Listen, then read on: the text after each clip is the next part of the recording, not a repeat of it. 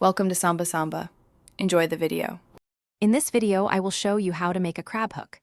First, let's gather our essential materials. You'll need a sturdy metal rod, ideally 18 to 24 inches long, which will form the main shaft of your hook. Opt for a strong, corrosion-resistant material such as stainless steel to ensure longevity. Additionally, make sure you have a good pair of pliers, a metal file, and a sturdy vise ready for the shaping and finishing steps. Now, let's get to shaping your crab hook. Begin by securely clamping one end of your metal rod into a vise. This will provide the stability you need for precise bending. Next, using your pliers, carefully create a sharp, inward curve at the free end of the rod. This will form the actual hook part.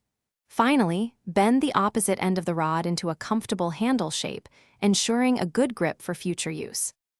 With the basic shape complete, it's time for sharpening and finishing.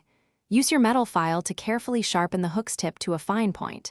This is crucial for easily penetrating crab shells.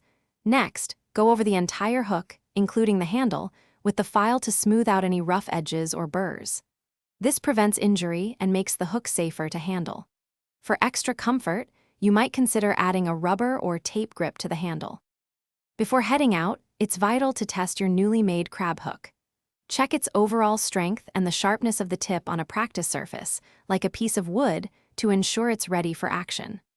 Also, confirm that the handle provides a secure and comfortable grip, which is essential for effective and safe crabbing. And hey, while you're checking things out, be sure to look in the description below for a link to the new Kindle Paperwhite, along with other fantastic deals you won't want to miss. Thanks for watching. Consider subscribing if we helped you.